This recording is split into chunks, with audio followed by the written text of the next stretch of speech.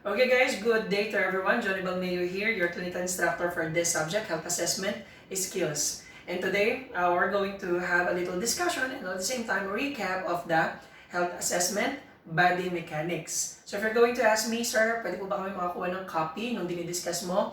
Okay guys, nandun lang po yan doon sa may manual ninyo. Okay, nasa may manual ninyo yung discussion ko ngayon. Okay?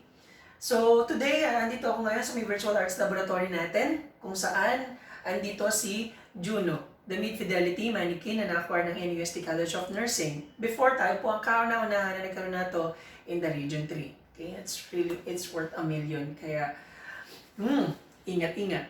And at the same time, by the way, si Juno po is capable of delivering many procedures such as, pwede kayong makinig ng lung sounds, ng abdominal sounds. You can also perform intramuscular injection dito. Tapos, you can also check yung IV fluids niya. What else? Nagkasalita rin si Juno. It can perform many things. And usually, si Juno is ginagamit namin in health assessment when it comes in assessing the skin turgor and even the private part, okay? The penis and then the vagina. Si Juno ang ginagamit namin doon. For other mannequins, nandun yun sa may 4th floor, ginagamit din namin siya for different procedures. Okay? So, without further ado, let's now start our short discussion regarding proper body mechanics. Please refer to our manual, the HA1, proper body mechanics, safe lifting, and transferring. Okay? Wala po kayong magiging return demonstration sa ating first procedure. Okay?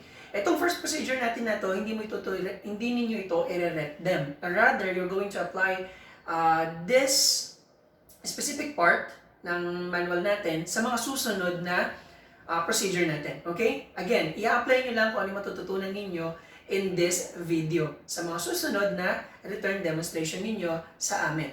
Okay? Sige, start na tayo. So, when it comes in return demonstration, as I have told you before, usually nagre-ret dem kayo dun sa may nursing arts laboratory natin sa taas, at the same time here in the virtual arts laboratory. So happen nga lang kasi na sa ngayon wala pa kasing face-to-face. So aasa po tayo sa online return demonstrations. So when you perform a return demonstration, okay, always remember kung ano man yung mga itinuturo namin for health assessment and also fundamentals of nursing, okay? Kung paano kayo nag-i-introduce sa may client ninyo, paano ninyo ine-end ang conversation ninyo, kailangan may apply ninyo yun, okay? So, in return demonstrations, hinati po namin yan part by part. Nauuna dyan is the assessment. In the assessment, we have assess and also determine.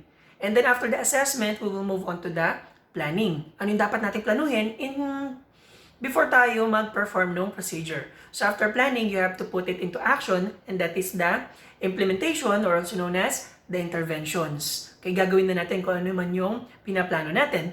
So after the implementations, we will move on to the last part, which is the evaluation and documentation.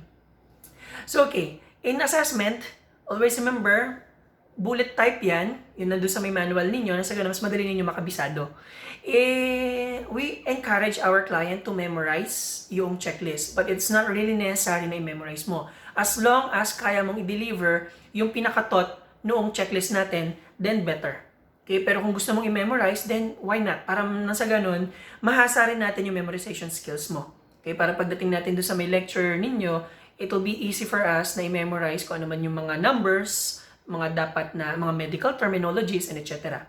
Okay? So, start tayo with the first phase, which is the assessment. In assessment, you have to assess for your client's physical abilities. Yung kakayahan ng client mo in delivering the procedure. Kung kaya ng pasyente mo na gawin ito sa sarili niya, then hayaan natin si client natin. Pero kung hindi niya kaya talaga, well, tayo mismo ang tutulong sa may client natin.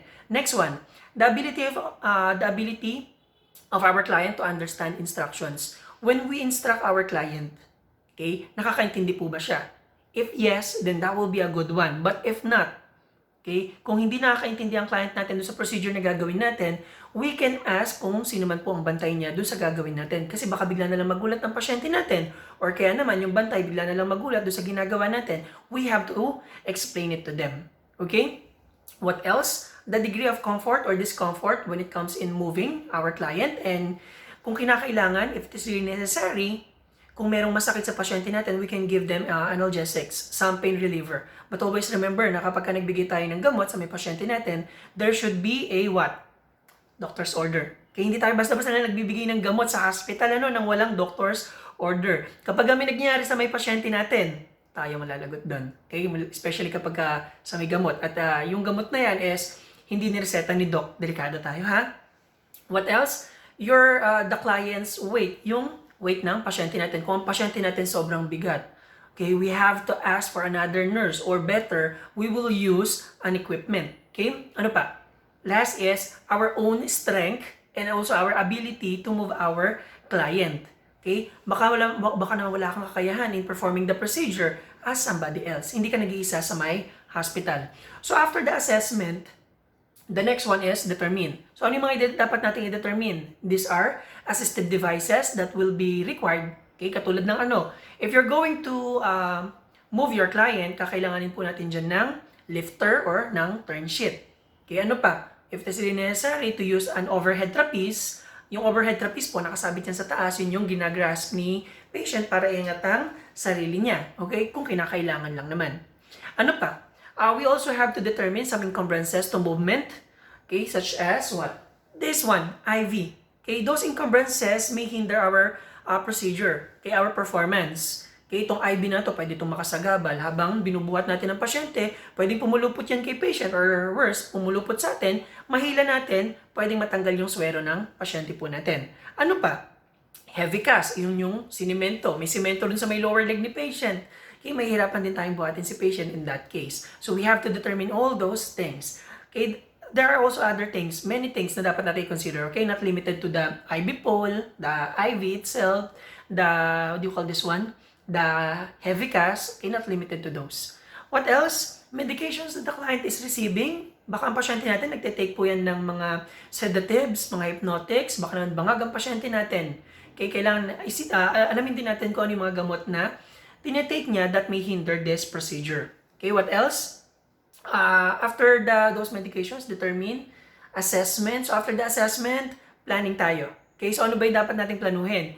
We have to assemble the equipment po na gagamitin natin. Okay, equipment and supplies, kung ano man yung equipment and supplies na gagamitin natin. For the supplies, usually ang ginagamit lang naman natin dito is na medical supplies are gloves, which is very rare na ginagamit po natin. Kasi ang gloves, number one is, madulas po yan. Okay, gagamitin mo lang yan for the infection control procedure. Which is very rare mangyari kung repositioning lang naman. What else? Mga equipment na gagamitin natin such as lifter, mga mechanical lift. Okay, kung gagamit man tayo nun, we have to assemble all those things ahead of time. Okay, so after the planning, we'll now move on to implementation. Let's put everything into actions. Okay, for the implementations, before ka mag-implement, always remember the GIVE, give. Ano ba yung give na yon? Okay, number one, syempre, katok ka muna kung nakasara yung pintuan ng pasyente, knock, knock. And then you have to, G stands for greet your client. Okay? In greeting your client, you can just simply say, "Hi, ma'am. Hi." Ako kasi na hospital, instead of saying, "Hi, ma'am," okay, mas inilalapit ko yung sarili ko sa may pasyente ko. So, ang ginagawa ko dyan, "Hello po ate, kamusta po kayo?" That's how I communicate with them. Bakit? In doing that, okay, also, kung maganda yung approach mo, the client might think, ang bait naman na tong nurse na to. Ang ganda ng impression sa'yo. So, all throughout your duty, magiging cooperative ang client mo. Okay? So, mas maganda ang approach sa client, mas maganda ang greetings, better. Okay? But you can just simply say, "Hi ma'am," or "Hello ma'am, good morning." Okay? So, after greeting your client, letter I is what? Introduce yourself. Okay? Introduce mo yung sarili mo. Paano ba tayo nag-introduce? Kayo na mga student nurses, soon magiging student nurses na kayo kapag nagkaroon na kayo ng CAP and PIN, pwede na kayong tawagin na SN, student nurse. Okay? Paano ba nag-introduce mga student nurses natin? Okay, when they introduce dun sa mga pasyente or kaya naman sa may return demo, always remember this. Okay, greet your client. "Hi ma'am, hello sir. Good afternoon. I am Johnny Balmeo from NUST College of Nursing, and today I will be your student nurse. If you needed anything, please tell me." That's how they introduce. Ngayon, kung gusto mong pagandahin, why not? Okay, basta do not forget na when you introduce yourself, you are introducing our school, which is the NUST, College of Nursing. So, hindi dapat mawawala yun. And also, you have to mention that you are the student nurse. Okay, so after introducing yourself, after introduction, let's move on to V. V stands for verify. So, paano ba tayo nagbe-verify ng client natin? In verifying our client, we can just simply look at the door. Okay, sa mga pintuan ng pasyente po natin, nakasulat doon yung mga pangalan nila. Okay, that is one way para ma-verify natin yung client natin ay nandun. But nowadays kasi, due to the Data Privacy Act, sa certain hospital, or should I say, majority of the hospitals here in Cabanatuan, they do not do that anymore. Okay, hindi na po sila naglalagay ng mga pangalan doon sa mga pintuan. Instead, pangalan na lamang po ng mga doktor. So, sir, paano po tayo magbe-verify in that case? Pumasok ka rin sa may room, and then tignan mo yung bed ng pasyente mo. Usually, makikita mo ron sa may bed tag yung pangalan ng pasyente mo. Andun din yung mga basic information niya, katulad ng sino ba yung doktor, yung diagnosis niya, kailan ba siya nag-admit, etc. Okay? Eh sir, papaano rin po kung wala po doon sa may bed ng pasyente natin? You can also check for the, what? Chart ni patient. Okay? Andun sa may chart ni patient yung pangalan niya and all the basic informations. So, papaano naman kung nakalimutan mo nga, let's say, ang layo ng nurse's station, di ba? Andito ka na sa may room. So, paano pa mabe-verify yung client mo? You can also check for the IV. Okay? Ito po yung IV fluid ni patient natin. Okay? So may IV na yan, nakalagay po dyan yung basic information then regarding the IV fluid. Sa basic information na yan, nakasulat po rin yung pangalan ni patient. So po pwede rin natin ma-verify doon yung client natin. Okay? Sir, paano rin po kung wala po doon yung basic information ni client? Okay? You can also do the basic one. Pinaka-basic sa lahat. Pinaka-madali. Okay? Pinaka-madali to verify your client. Ano yun? By simply asking your client. Kayo po ba si Mr. De La Cruz? If the client says yes, that's a good one. Pinakamadali yun. Okay, what else? Meron pa tayong isang procedure na pwedeng gawin to verify our client. Wrist tag. Okay, makikita natin sa may wrist tag nila yung basic information such as the name of our client, the bed, number, etc. Okay, but the problem is there are certain hospital kasi na hindi na nag-implement ng wrist tag. Okay, pero you can consider the options na binigay ko sa inyo. Door tag, bed tag, okay, the IV tag, the wrist tag, the chart, and lastly, yung pinakamadali sa lahat is the asking your client. Tanungin mo yung client. Okay, that is the simplest one. Okay, so after verifying your client, letter E is explain. Okay, ano yung explain mo? This is actually the first step in our implementation. You have to explain to your client what you are going to do and why it is really necessary and how your client will participate in the procedure. Okay? What else? Okay? Kailangan sabihin mo ang pasyente mo na sa ganun, hindi yan magulat. Okay? At sa ganun, makuha mo rin yung consent ng client mo.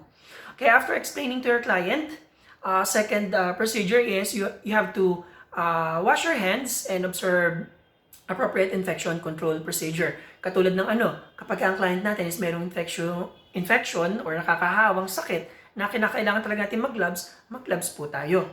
Okay, pero sabi ko nga, sa mga naging pasyente ko, kung ang procedure na gagawin nyo lang naman is repositioning, log rolling, lifting, you do not have to wear gloves kasi nakaka-degrade ito sa pasyente kapag nakita niya, bakit sila naka-gloves? Nakakahawa ba ako?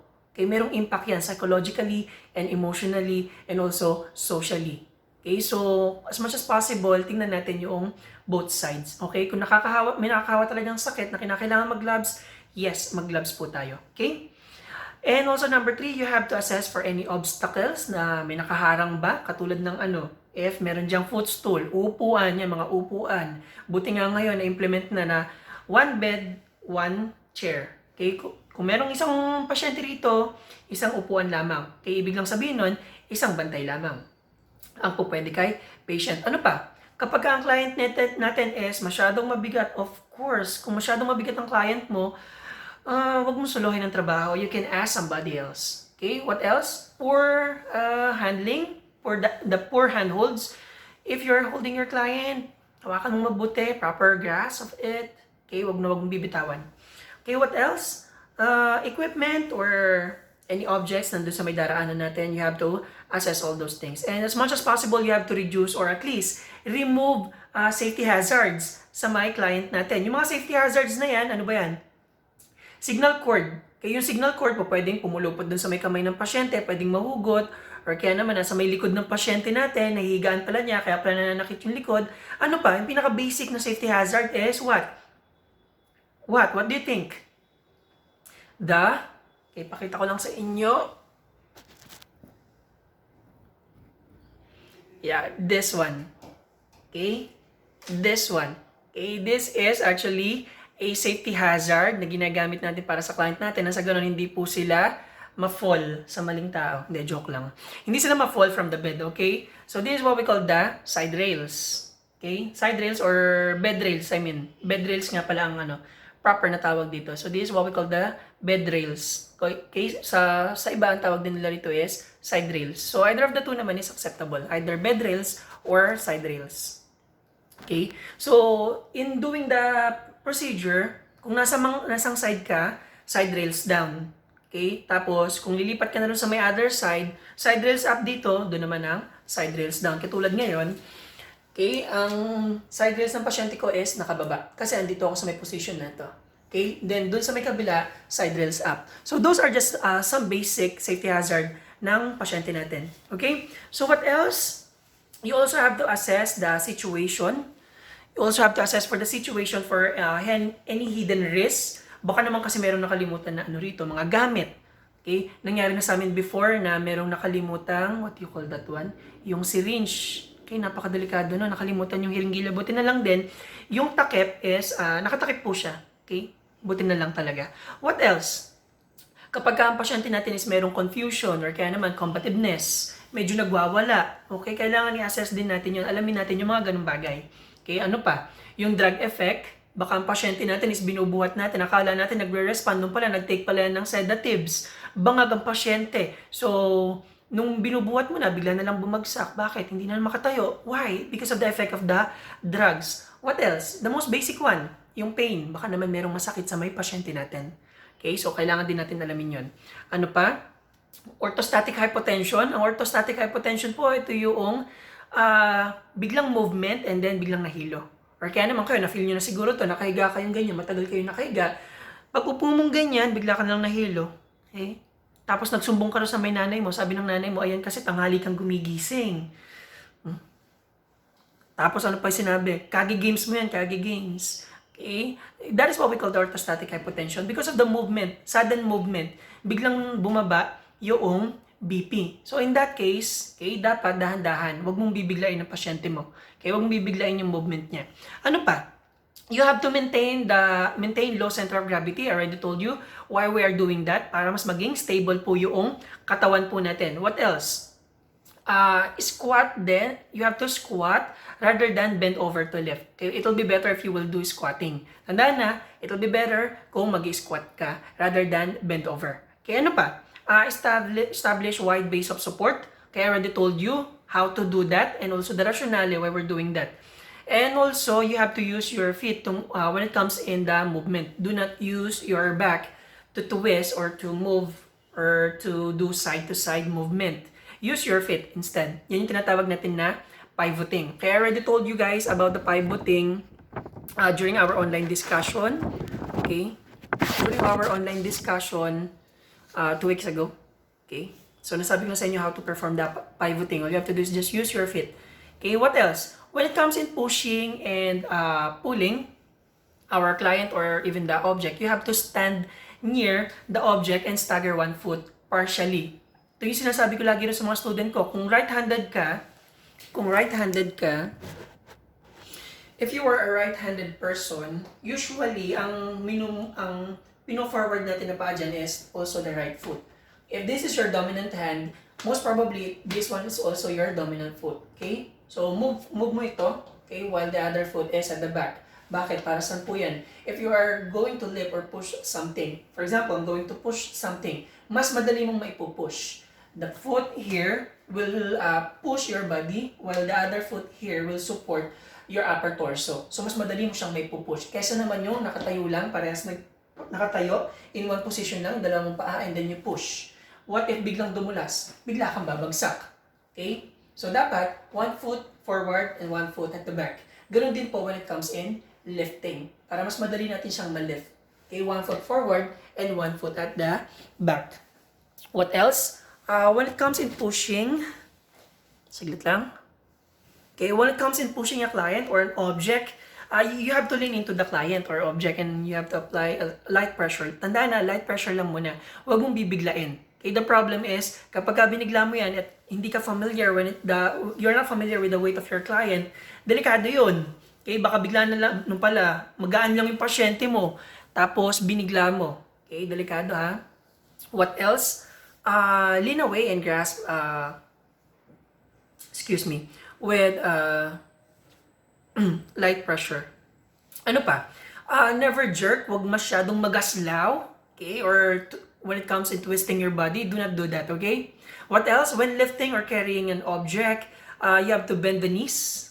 Bend the knees in front of the object and you have to take a firm hold and assume a standing position by using a leg muscles and you have to keep your back straight. Okay, wag yung masyadong naka-lean forward. Although sabi ko sa inyo, hindi natin naiiwasan minsan na nagli-lean forward tayo. But wag naman yung masyadong naka-lean forward. Okay? And you have to maintain the alignment of your back. It should be straight. Okay, what else? When rising up from a squatting position, tandaan na, if you're going to rise up from squatting position, you can arch your back slightly. Okay, nang sa ganun, mas madali mo siya mabuhat. Tandaan na, slight arch lamang ang gagawin mo. Huwag yung sobra-sobra because sasakit din ang likod mo. And you also have to keep your buttocks and abdomen tucked in. Tandaan na, kapag tatayo ka lang. Pag nakatayo ka na, na-lift mo na yung pasyente or isang bagay, okay, tanggalin mo na yung abdominal pressure. Okay, hindi po pwede na habang buhat-buhat mo yan or idadala mo from one place to another, na andito yung pressure. Hindi pwede, mapapagod ka lang din kaagad. Okay? What else? Ano pa bang next doon? Rise up. Yeah. You have to rise up with your head first. Yung iba kasi nangyayari, likod ang nauna, di ba? Parang ganito. Okay, when they are going to take something, nakaganyan ang likod nila, nauuna yung likod. As you can see, what do you call this one? Naka-arch na ganun. Okay? Okay, nauuna yung likod bago yung ulo. Tandaan na, from squatting position. Ulit nga lang. Let me show you. Okay? It should be from the squatting position. Pag kailangan, mauna yung ulo. Okay, then keep your back straight and then hold it. Okay, if you're going to lift something from the floor, okay? What else? Okay. When lifting or carrying heavy objects, you have to keep your weight as close to the center of the gravity as possible. And at the same time, kung sabi ko sa inyo, kaya mong idikit sa katawan mo, yung binubuhat mo, better. Kasi yung weight na yun, na isi-share mo dun sa may katawan mo. Okay? What else?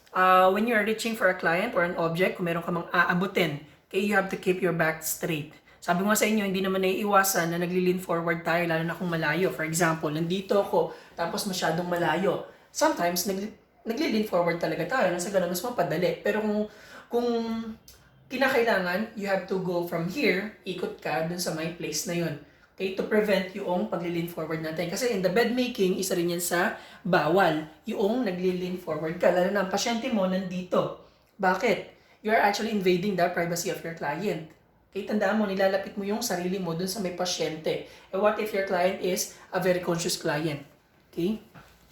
So, ay possible talaga na umikot ka na lang, better. Okay, and avoid mo yung you call this one, yung pagre-reach ng object sa mga malalayo. Kung kaya mong lapitan, better. Okay, pero kung talagang mahirap, katulad sa may operating room, sa may operating room, kung nasan yung lugar mo, you have to stay there. Merong aabot at aabot para sa'yo. Okay? Kung wala, yun talaga. Okay, you have to reach it. Okay, so case-to-case basis yan. What else? Ano pa ba? When reaching, you can use also some safety aids and equipment. So, na-discuss naman na natin before yan. Ulit nga lang. Some safety aids are what? Some safety aids are what? The gate belt. Pwede kang gumamit ng gate belt sa may pasyente mo if you're going to transfer your client from wheelchair to the bed or vice versa. Ano pa? Yung mga equipment such as the lifter, okay, the turn sheet, okay, yung mga instrument na yun, pwede po natin gamitan. If meron silang ang hospital ay merong mechanical lift, then better kung meron. Okay, we can use those. What else? We can also encourage our client to use the handrails. Yung handrails po, yan yun nandun sa may sa mga wall ng hospital. Usually makikita ninyo, sa mga wall ng hospital, meron dong kahoy. Na dun kahoy, and usually ibang mga hospital ngayon bakal na. Okay, sa mga wall. Kaya actually, ang tawag po rin is handrails. Dun humahawak ang pasyente natin kapag nagpa-practice yan na maglakad. Okay, ano pa?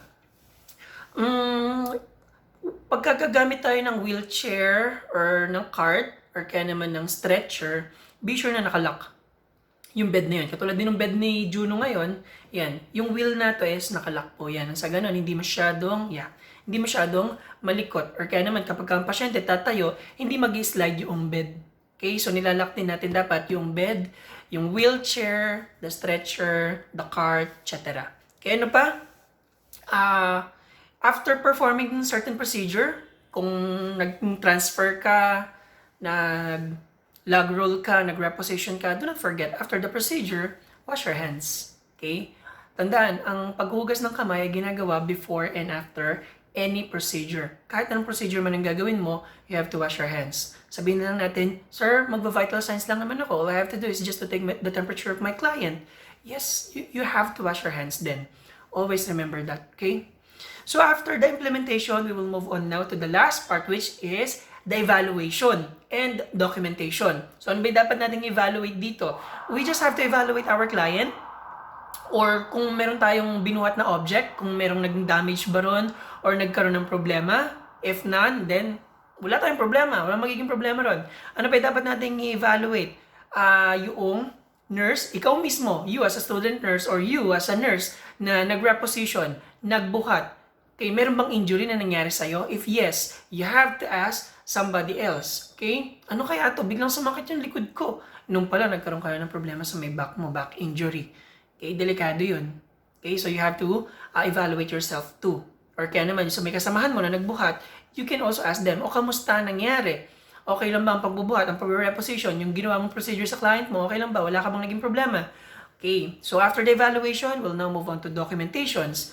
All we have to do is just to document the relevant information. Tandaan, only relevant information ang i-document natin, such as we have to record the time and the change of moving or repositioning. Kapag ang client natin is nag-move from one bed to another, okay, we also have to chart that. Although bihirang nangyayari yun.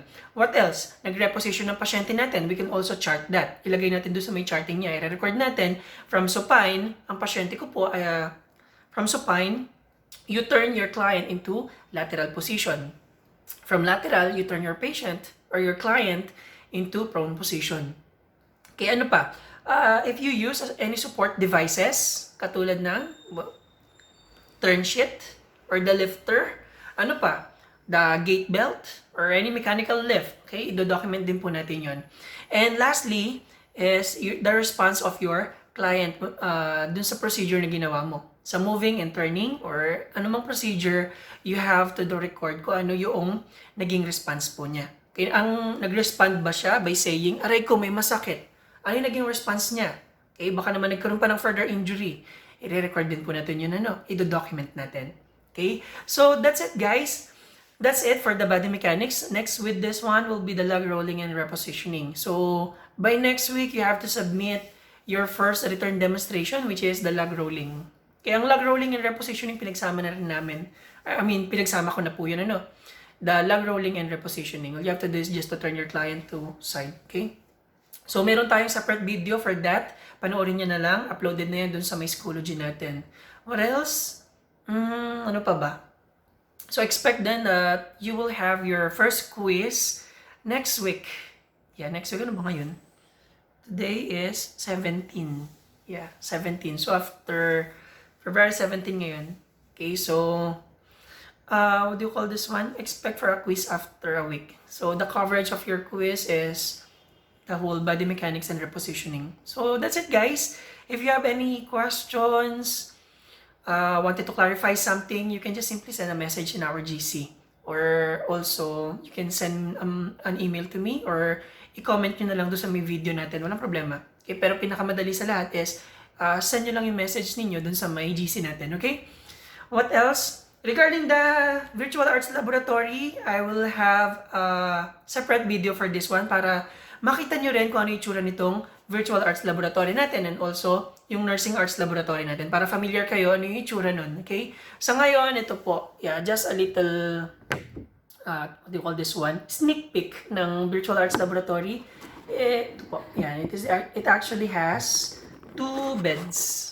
Okay, contrary dun sa may ano natin sa may null na napakarami, 8 ata ang bed natin dun sa may null. So ayan yung mga beds dito and andun din may separate rooms. Yung room na yan, andyan yung PC natin, siya yung nagko-control kung ano ang gagawin natin dito kay Juno. If ang nagko-control gustong magsalita si Juno, magsasalita ito. Kung yung nagko-control gustong pataasin yung blood pressure or yung pulse ni Juno, yun. Kaya niyang gawin po yun. Andun yung control natin. That one serves as a control room. And also, aside doon, ito yung isa pa nating room. Yeah. So, yan. So, yung room na yan na ginagamit din po natin during the health assessment. And dyan din ako nag-room most of the time. So, anyways, I will make a separate video for that para ma-orient ko kayo regarding the nursing arts laboratory, virtual arts laboratory, at yung mga equipment na meron tayo rito sa may College of Nursing. Okay, so if you guys don't have any other questions, prepare nyo na yung sarili ninyo for the next return demonstration and also for your quiz. Okay? So, I guess that ends our little discussion for today. That's it, guys. Bye-bye. Ciao.